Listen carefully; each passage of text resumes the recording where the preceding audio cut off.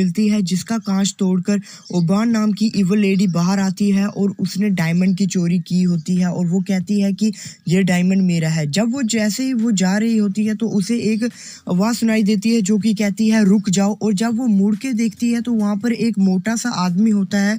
जो कि अपने आप को एली ऑफ जस्टिस और वहाँ का हीरो बताता है और वो उसे कहता है कि तुम ये डायमंड यहाँ पर वापस रख दो। इसका जवाब देते हुए ओबान कहती है कि तुम चुप हो जाओ, ये डायमंड मेरा है, और वो अपना laser beam ally of justice पे चला देती है और एली ऑफ जस्टिस अपने बचाव में कोलेस्ट्रॉल डिफेंस चलाता है। और उसके बाद हमें देखने को मिलता है कि इनकी फाइट यहीं पर ही रुक जाती है और पता चलता है कि ये एक पॉपुलर जापान का टीवी शो है जो कि टीवी एसआई पर टेलीकास्ट होता है। और इसकी पॉपुलैरिटी में हाथ इसके गुड गाय का नहीं, बैड गाय का, मतलब ओबान इवल लेडी इसकी ज़्यादा पॉपुलर है और उसके टॉयज ज़्यादा बिकते हैं। लेकिन फिर हमें दिखाया जाता है कि एक टाइम आता है जब इस शो की पॉपुलैरिटी पूरी तरह ख़त्म हो जाती है क्योंकि इसका लास्ट एपिसोड टीवी एसआई पर टेलीकास्ट होता है और उसके बाद इसके जितने भी मैन्युफैक्चर्ड टॉयज़ होते हैं जिनको कोई भी बाय नहीं करता, उन्हें ट्रक में भरकर एक होल में डंप कर दिया जाता है। फिर हमें दिखाया जाता है कि जिस रात इसे डंप किया होता है उसी रात को एक मायावी बारिश होती है और बिजली पर्पल कलर की कड़कती है और वो सीधा बिजली ओबान के टॉयज पे गिरती है और हमें देखने को मिलता है कि ओबान जो है वो जिंदा हो चुकी है और वो कहती है कि तुम ह्यूमंस में तुमसे बदला ज़रूर लूँगी जिन्होंने मेरे को यहाँ पे फेंका, और अब टॉयज का राज चलेगा। और वैसे ही ये मूवी स्टार्ट हो जाती है और ऐसे ही इस मूवी के पहले पार्ट चिंड्राके का स्टार्ट हो जाता है। उसके बाद स्क्रीन स्विच होती है और हमें शिनचैन के घर ले जाया जाता है और शिनचैन हमेशा की तरह अपने एक्शन कामिन के टॉय के साथ खेल रहा होता है और वहाँ पर उसी टाइम एंट्री हो जाती है हिमावारी की और हिमावारी शिनचैन से उसका एक्शन कामिन का टॉय छीन लेती है और उसे गंदा करने लगती है। ये देखकर शिनचैन को बहुत गुस्सा आता है और शिनचैन अपना टॉय वापस ले लेता है हिमावारी से। और उसी टाइम यहाँ पर टीवी पे एक कमर्शियल आता है चिंड्राके न्यू स्टोर का, जो कि एक नया स्टोर ओपन हुआ होता है और उसके एंड में बताया जाता है कि एक्शन कामिन का गोल्ड एडिशन का टॉय भी है जो कि वहाँ पर अवेलेबल हो चुका है। उसके बाद यहाँ पर शिनचैन की मॉम मित्सी की एंट्री होती है और शिनचैन अपनी मॉम से जिद करने लगता है कि मुझे वो एक्शन कामिन का न्यू टॉय लेकर दो, मुझे वो चाहिए। ये सुन के मित्सी जो होती है वो जवाब देती है कि तुम्हारे पास तो पहले का ही एक्शन कामिन का टॉय है, पहले तुम उसके साथ क्यों नहीं खेलते और अपने इन टॉयज़ को क्यों नहीं उठाते। फिर शिनचैन बोलता है कि मेरे पास तो एक नॉर्मल सा टॉय है, मुझे वो गोल्ड वाला एक्शन कामिन का टॉय चाहिए।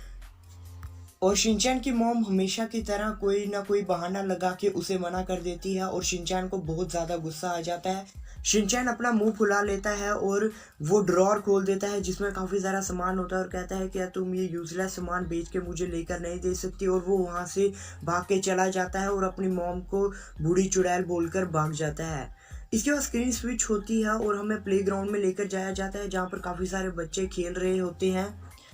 और उन बच्चों में काजामा, बो, नैनी, मसाओ और शिनचैन भी होते हैं और शिनचैन बुरी बुरी जाइमोन की ड्राइंग मज़े से बना रहा होता है। उसके बाद वो सब कमर्शियल की बात करते हैं चिंड्राके स्टोर की और वो मसाओ कहता है कि वो कमर्शियल मैंने भी देखा है और शिनचैन पूरा उसका एक्ट करके दिखाता है। उसके बाद उन्हें एक आवाज़ सुनाई देती है, जब वो सारे मुड़ के देखते हैं तो वहाँ पर एक रैबिट जो होता है वो डांस कर रहा होता है और तभी कजामा कहता है ये तो वही है और नैनी कहती है हाँ ये उन्हीं रैबिटों में से है जो कि उस कमर्शियल में डांस करते हैं। उसके बाद वो पांचों के पांचों इस रैबिट के पीछे भागने लगते हैं उसे पकड़ने के लिए। रैबिट का पीछा करते करते वो पांच कासुकाबे टाउन से दूर पहाड़ी पर आ जाते हैं